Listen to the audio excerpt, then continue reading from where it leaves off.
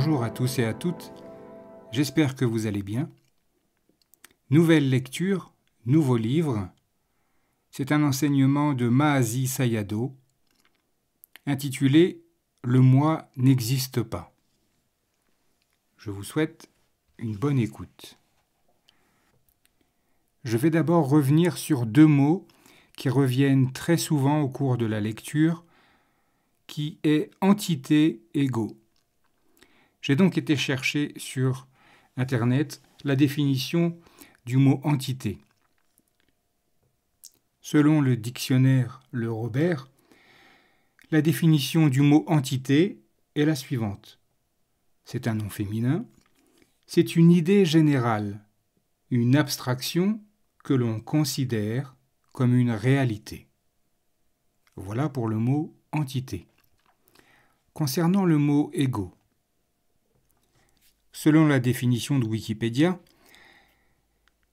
c'est un substantif tiré du pronom personnel latin ego, signifiant moi ou je. Dans le langage courant, le terme ego peut être utilisé comme synonyme de sujet ou d'individu. Le moi est aussi apparenté à Freud dans la psychanalyse du XXe siècle. Le terme ego est essentiellement utilisé en philosophie et est le fondement de la psychologie. En philosophie, Husserl emploie le terme ego transcendantal pour désigner le moi sujet, qui anime la conscience. Mais l'ego peut également être défini comme le moi en tant qu'objet de la conscience. Ainsi, selon Sartre, l'ego n'est pas le propriétaire de la conscience, il en est l'objet.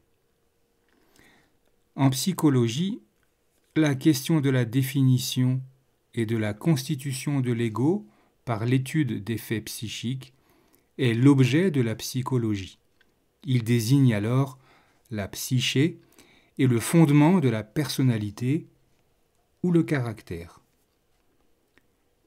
Concernant le bouddhisme perçoit l'ego comme une construction mentale ayant une existence sur un plan conventionnel, mais n'ayant pas d'existence autonome ou intrinsèque. Il n'est ni dans le corps, ni dans l'esprit, même si nous parlons de l'ego existant comme d'une chose solide qui offre divers aspects. Essentiellement, il n'y a pas de substance solide. L'ego ne vit effectivement dans le temps que comme un processus continuel de création. Il est perpétuellement en train de mourir et en train de renaître. L'ego fait référence à l'impression qu'il existe un centre. La voie bouddhiste consiste, entre autres, à libérer l'être humain de cette perception qui le place au centre de tout, et surtout de le libérer de la souffrance qui a pour cause notamment la croyance ou l'existence du moi, voire le concept de non-soi.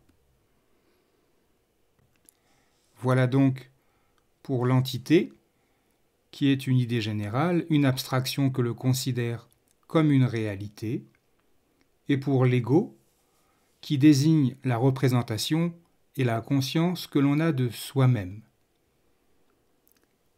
Attaquons dès à présent le premier chapitre de cet enseignement supérieur de Mahasi Sayadaw. Première conférence, le 23 mai 1963.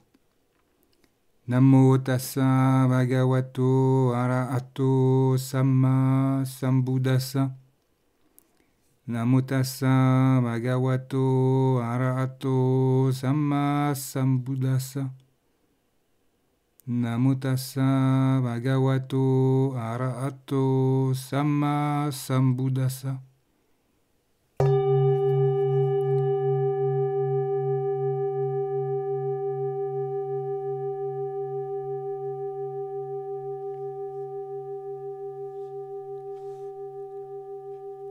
La série de conférences sur le Hemavata Sutta, qui a suivi celle sur le Dhammacakka Sutta, s'est achevée le jour de la pleine lune de mai, Kazun.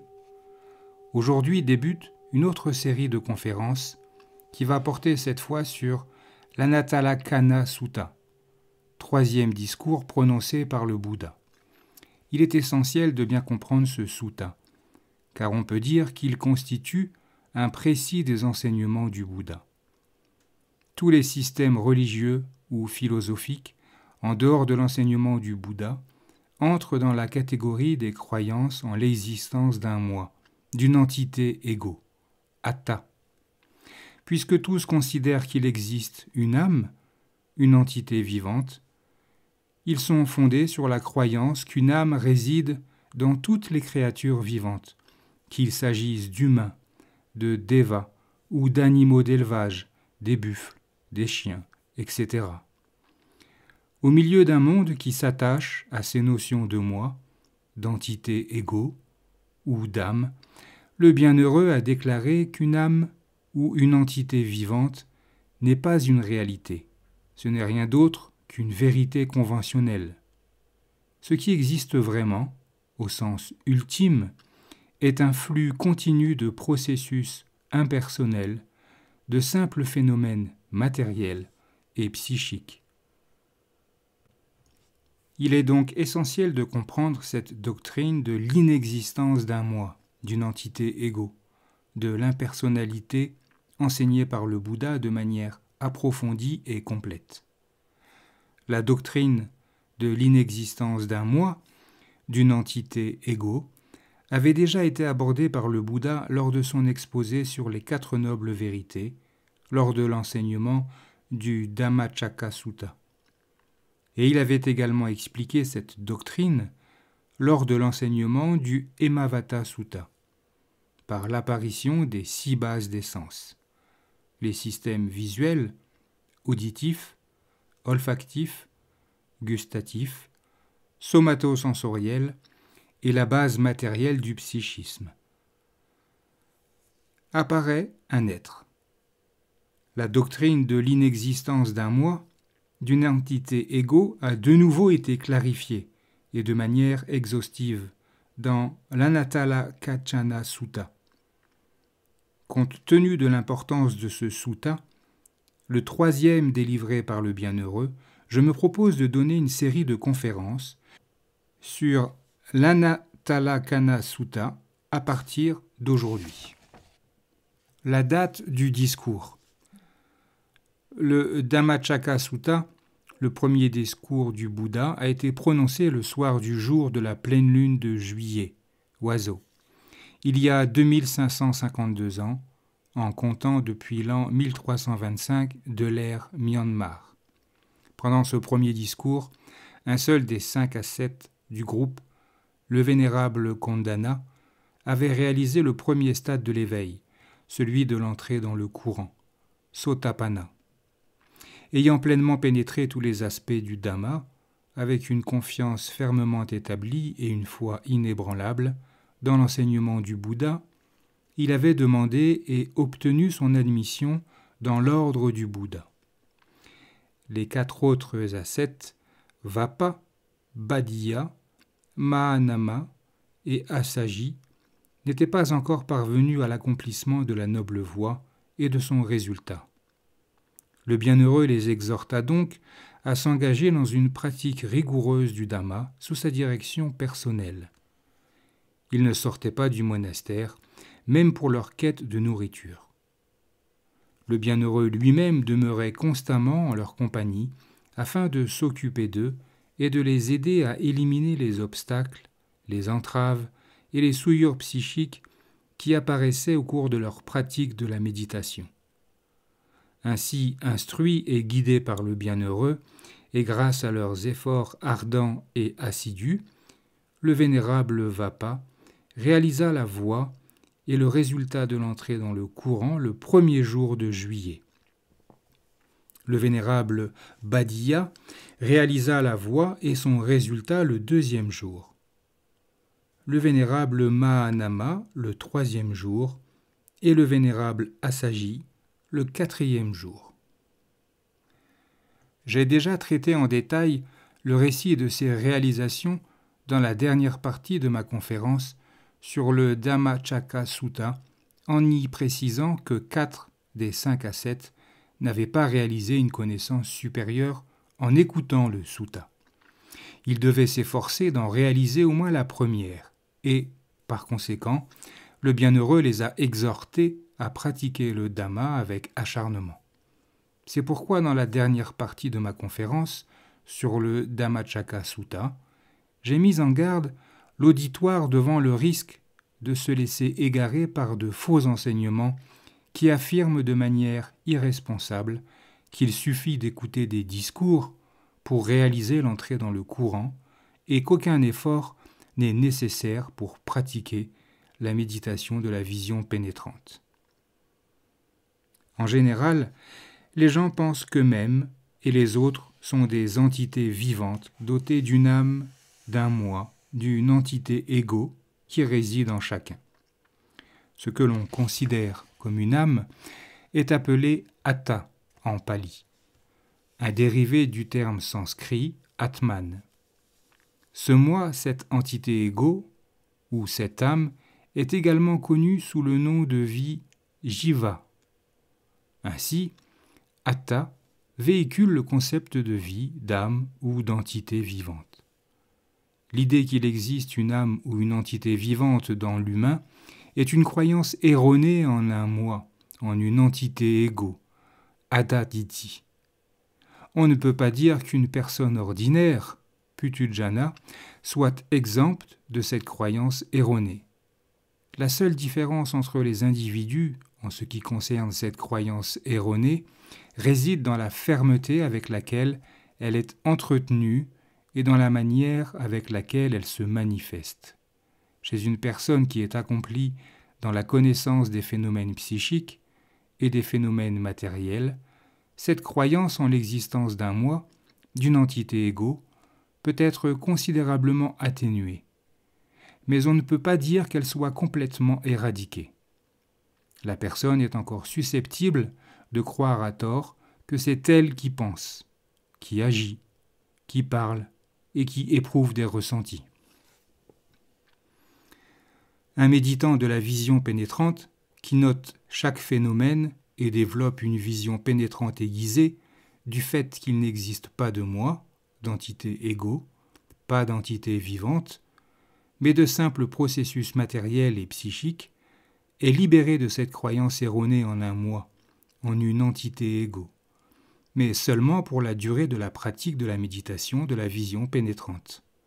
En effet, dès qu'il cesse de noter l'apparition et la disparition des phénomènes, la croyance erronée en un moi, en une entité égo, est susceptible de réapparaître. Si le bienheureux a commencé le discours par la déclaration « Rupam bhikkhave anatta », la matérialité bhikkhu est dépourvue d'un moi, d'une entité égo, c'est dans le but d'éliminer cette croyance erronée en un moi, une entité égo, et faire comprendre qu'il n'existe pas d'âme ou d'entité vivante dans les phénomènes psychiques et les phénomènes matériels de son propre corps ou de celui d'autrui. Considérer à tort la matérialité comme étant moi, une entité égo.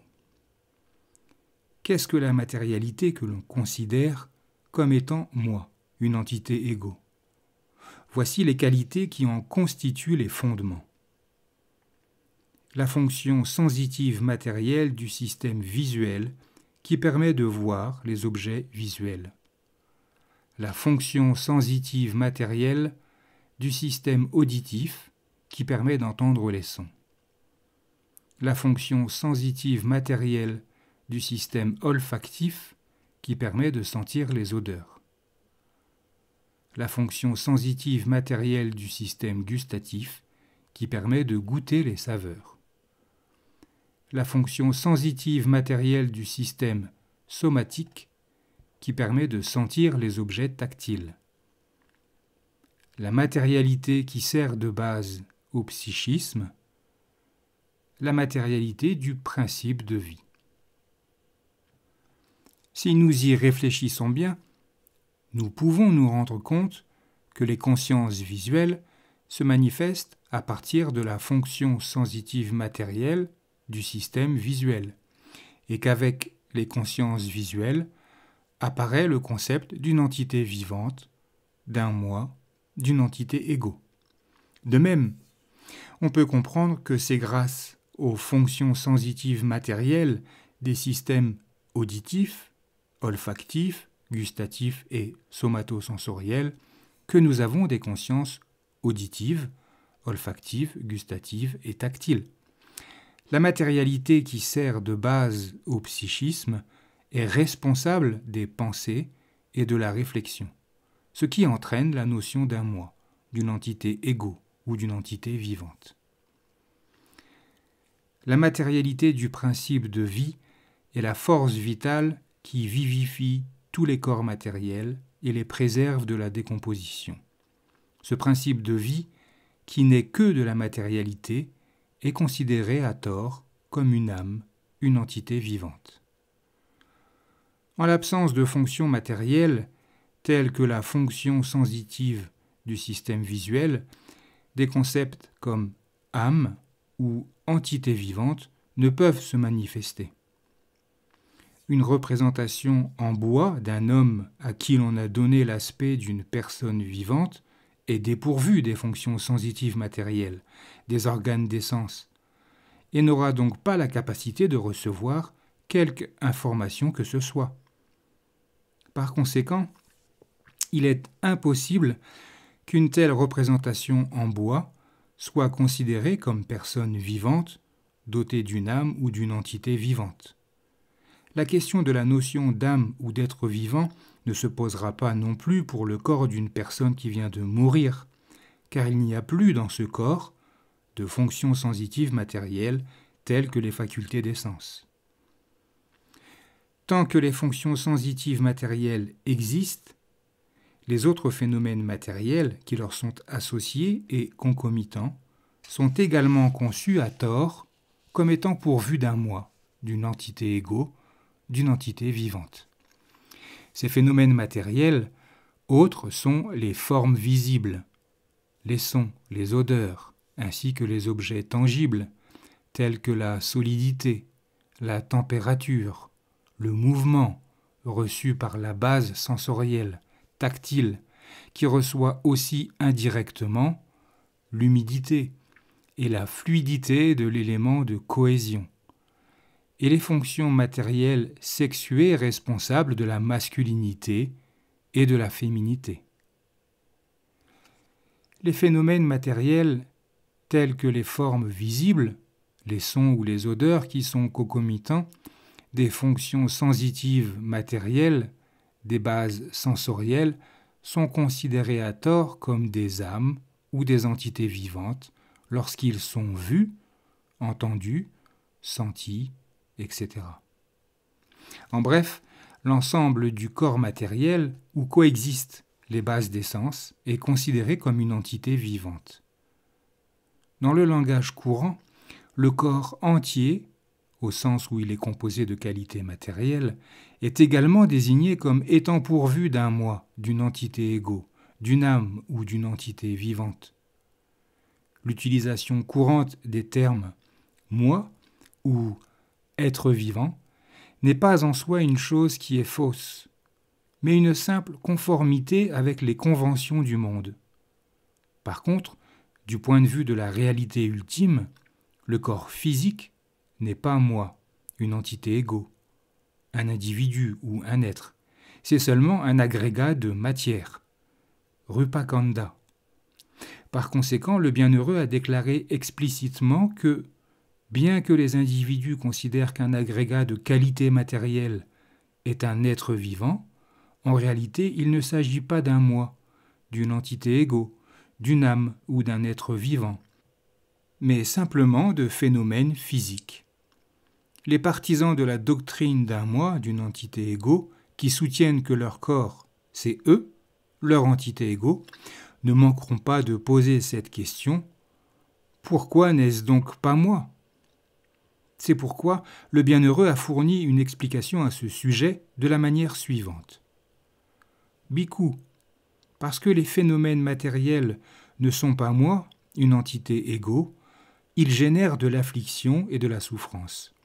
Et il n'est pas possible de dire concernant les phénomènes matériels qu'ils soient comme ceci, en bonne santé, qu'ils ne soient pas comme cela, en mauvaise santé. Comment les phénomènes matériels oppriment ? Si les phénomènes matériels étaient moi, une entité égaux, ils ne devraient pas être la cause de souffrance. Mais en réalité, les phénomènes matériels imposent de la souffrance de cette manière. Ils ne restent pas jeunes et vigoureux. Ils oppriment les êtres vivants en vieillissant et en se dégradant. Ils les oppriment en mourant. Sans les phénomènes matériels, on serait libéré des afflictions que sont les cheveux gris, les dents détériorées, le dos voûté, la surdité, la faiblesse de la vue, la peau ridée et les infirmités physiques. Ce sont les phénomènes matériels qui infligent ces souffrances. C'est également à cause des phénomènes matériels que l'on souffre des yeux, des oreilles, des dents, du dos, de flatulences, de la chaleur, du froid, de douleurs et de démangeaisons, ainsi que de maladies du sang, de la peau, de l'estomac, d'évacuation, d'hypertension artérielle, etc. Ces affections apparaissent à cause des phénomènes matériels à travers lesquels elles se manifestent. Nous souffrons de la faim et de la soif à cause des phénomènes matériels. C'est à cause d'eux que nous sommes soumis à des attaques d'insectes tels que les moustiques ou à d'autres difficultés. Les douleurs dans les 4 plans d'existence de très grande souffrance, apaya, sont également dues à la matérialité. En bref, nous souffrons de toutes ces afflictions diverses à cause des phénomènes matériels. C'est la matérialité dont la fonction est de provoquer de la souffrance corporelle qui inflige de la souffrance psychique. La matérialité est également responsable du phénomène de la mort. Les fonctions matérielles du corps vont se détériorer et se dégrader au point que la mort va apparaître. On peut donc dire que la matérialité inflige des souffrances du fait qu'elle est la cause de la mort. Si la matérialité était nous-mêmes, une entité égaux, elle ne nous infligerait pas les souffrances de la vieillesse, de la maladie et de la mort. On peut infliger des souffrances aux autres, mais généralement pas à soi-même. Par conséquent, si la matérialité était moi, une entité égaux, elle ne devrait pas s'infliger de souffrance à elle-même en provoquant la vieillesse, etc. En outre, même avant l'apparition de la vieillesse, de la maladie et de la mort, la matérialité nous soumet constamment à divers désagréments. Bien qu'exempte de maladie et bénéficiant d'une excellente santé, une personne jeune ne peut rester longtemps assise, debout ou en marche, mais doit changer fréquemment de posture. Nous savons tous que nous ne pouvons pas rester aussi longtemps que nous le souhaitons dans une seule et même posture. Il nous est difficile de rester assis pendant une demi-heure ou 1 heure, ou même rester immobile pendant 2 ou 3 heures sans avoir besoin de changer de posture.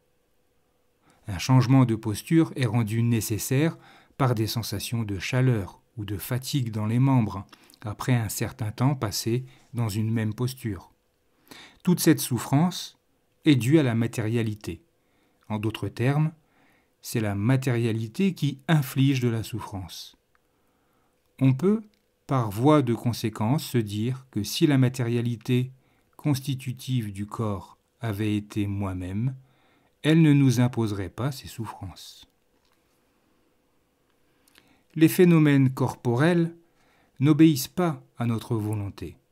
En outre, il est dit « Si la matérialité constitutive du corps était moi, une entité égaux, un noyau central, il devrait être possible de dire concernant les phénomènes corporels qu'ils soient comme ceci, en bonne santé, qu'ils ne soient pas comme cela, souffrant.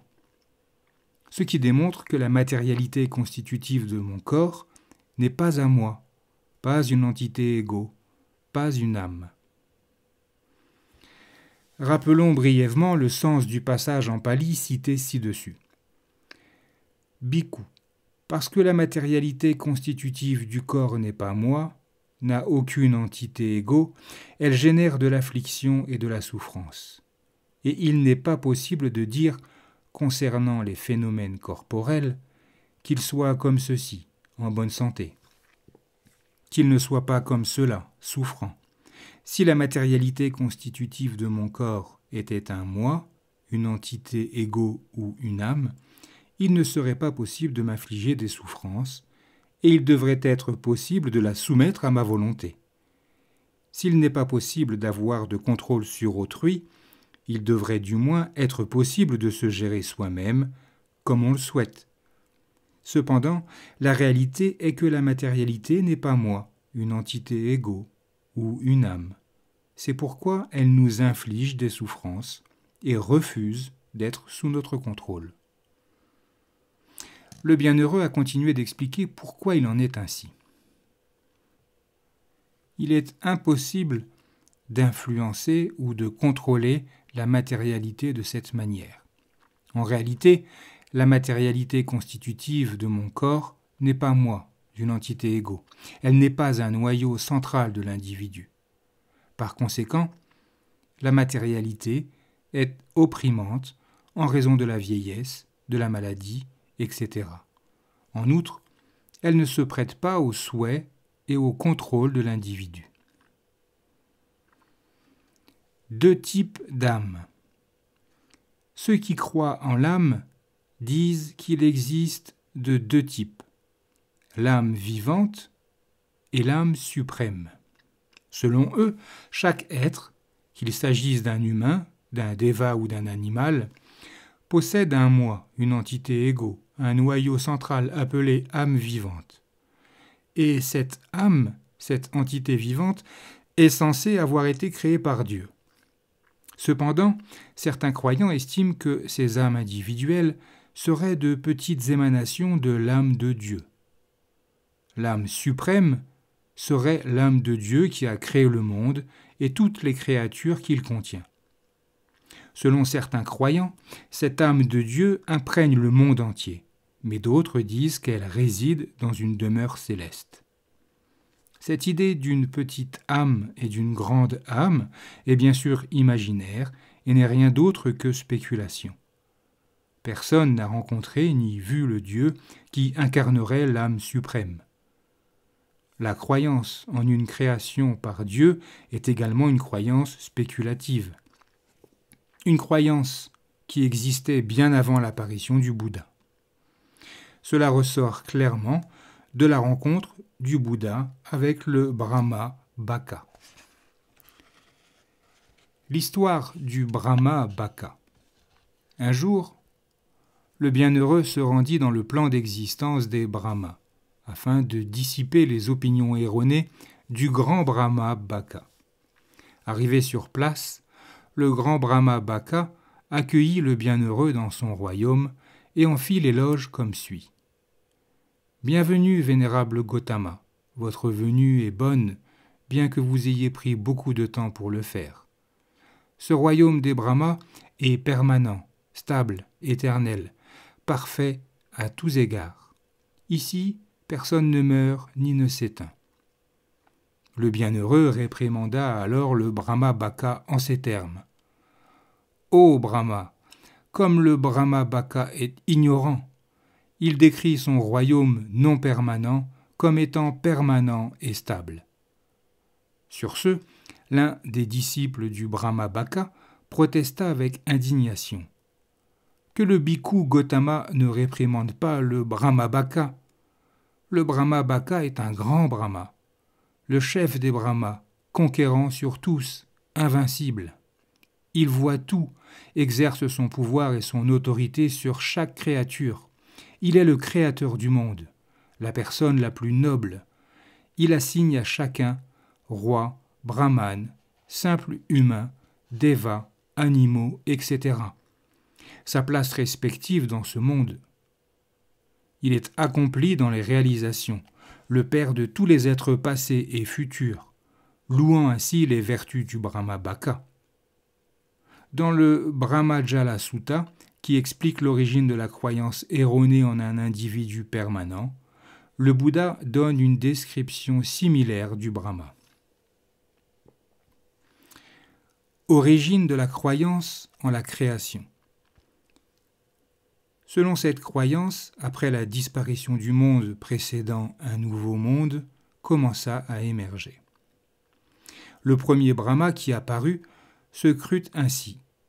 Je suis un Brahma, un grand Brahma, un conquérant invincible, par quiconque qui peut tout voir, tout puissant, pour que chaque souhait soit exaucé, un vénérable, un créateur, le plus noble de tous, celui qui assigne à chacun sa place.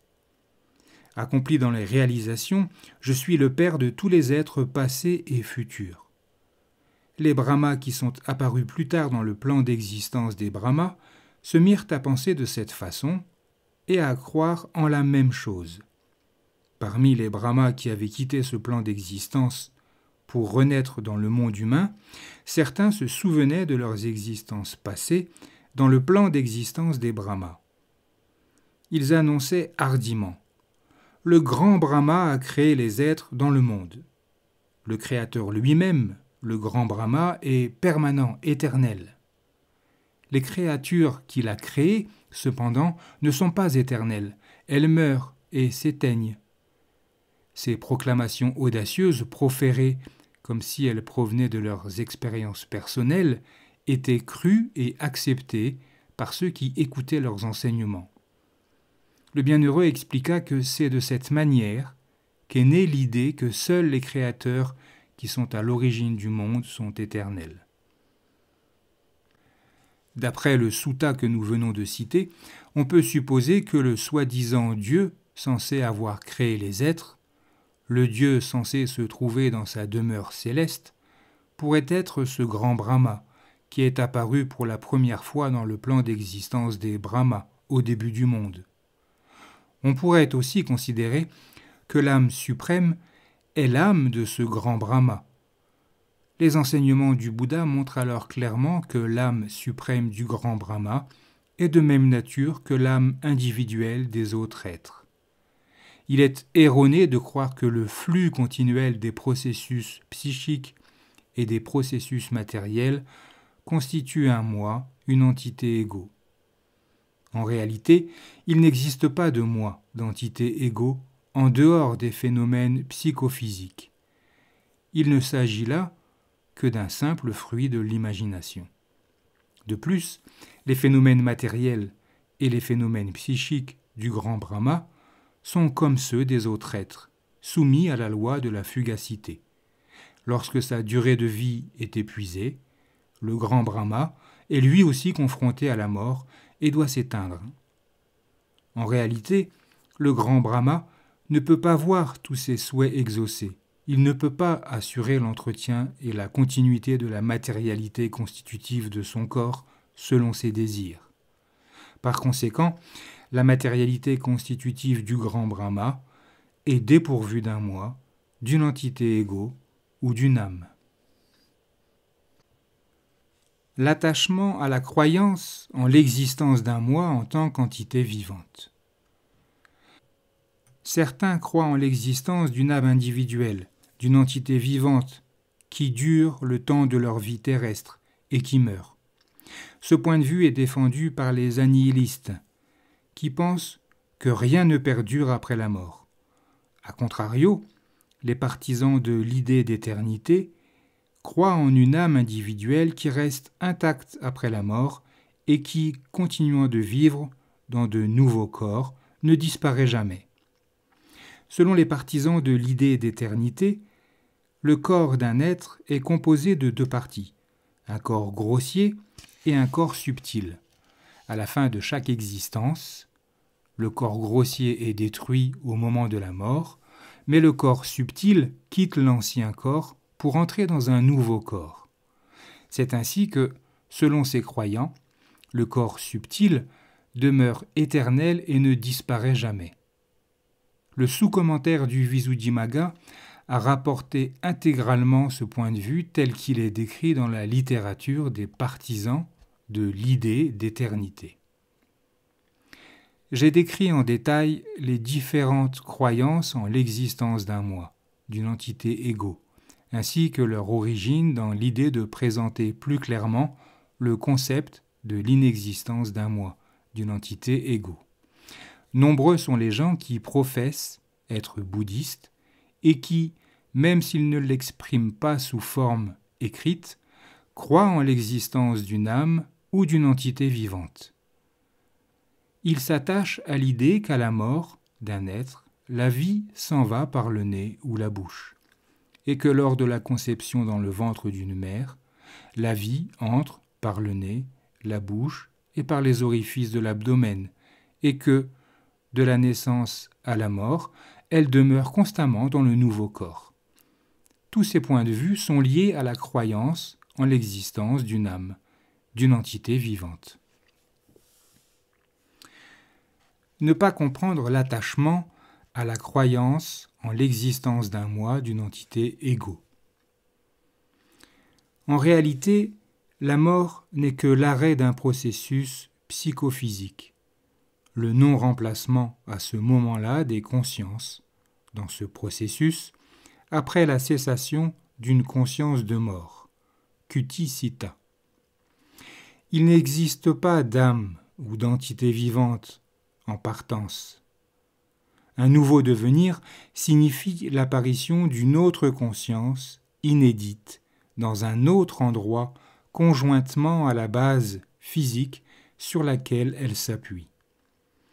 Juste avant une conscience de mort, cessation qui constitue réellement la mort, il y a attachement à un objet, à savoir à un kama, un signe d'un kama, un kama nimitta, ou un signe du destin, gati nimitta. Ainsi conditionné par les objets sur lesquels porte cet attachement, une autre conscience inédite apparaît dans une autre existence. C'est ce qu'on appelle renaissance ou conscience de rejonction, car elle forme un lien entre l'existence précédente et l'existence suivante. Lorsqu'une conscience de rejonction disparaît, elle est remplacée par ce que l'on appelle une subconscience, bhavanga citta, qui se manifestera tout au long de la vie, conformément aux caractéristiques de l'énergie karmique antérieure. Dès qu'un objet sensoriel, tel qu'une forme visible ou un son, apparaît à l'une des portes des sens, une subconscience est remplacée pour un instant par des consciences visuelles ou par des consciences auditives. L'apparition d'une autre conscience dans une autre existence, conditionnée par un kama de l'existence passée, est, par convention, appelée transmigration de l'ancienne à la nouvelle existence. Cependant, dans la réalité, il n'existe pas d'âme, ni d'entité vivante qui transmigre d'une existence à l'autre. Voilà pour la fin de ce premier chapitre. Il me reste à vous souhaiter de belles journées, de belles méditations, et je vous dis à bientôt.